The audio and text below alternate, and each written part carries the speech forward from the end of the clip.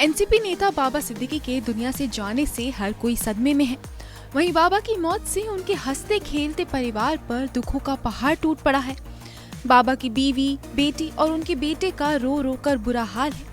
पिता के जनाजे पर जिशान तो पूरी तरह अपनी सुध बुध खोए हुए नजर आए, मानो वो यकीन करने को ही तैयार नहीं थे कि उनके अब्बा अब इस दुनिया से रुखसत हो गए हैं। आखिर अब बाबा की विरासत संभालने की जिम्मेदारी भी जिशान के कंधों पर ही जो आ गई है।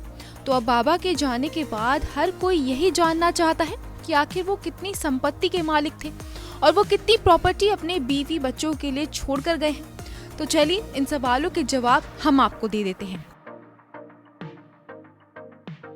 तो बाबा अपनी आलीशान और रॉयल लाइफस्टाइल की वजह से खूब चर्चा में बने रहते थे। बड़े बड़े ए-लिस्टर स्टार्स के साथ उनका उठना बैठना था। अपनी ग्रैंड इफ्तार पार्टियों की वजह से भी वो जाने जाते थे। आखिर उनकी इफ्तार पार्टीज में सलमान, शाहरुख से लेकर राजनीति जगत की दिग्गज हस्तियों का मेला जो लगता था। वहीं बात 3 बार विधायक रहे बाबा सिद्दीकी की प्रॉपर्टी की करें तो 2014 के चुनावी हलफनामे की रिपोर्ट्स के मुताबिक बाबा 76 करोड़ रुपए की नेटवर्थ के मालिक थे। बाबा की चल संपत्ति की बात की जाए तो उनके पास कैश, बैंक डिपॉजिट, कंपनियों में इन्वेस्टमेंट भी थी। अचल संपत्ति पर गौर करें तो उनके पास 46 करोड़ रुपए से ज्यादा की संपत्ति रियल एस्टेट था। आईटीआर के मुताबिक बाबा सिद्दीकी की कुल आय 71 लाख थी, तो वहीं उनकी पत्नी की कुल आय 1 करोड़ से ज्यादा की थी। बाबा को लग्जरी गाड़ियों का भी शौक था। सिद्दीकी के पास कई महंगी गाड़ियां थी, जिनमें Rolls Royce, Mercedes Benz, Audi और रेंज रोवर समेत कई कार शामिल थी। बाबा के पास 30 करोड़ का गोल्ड और डायमंड की ज्वेलरी भी थी।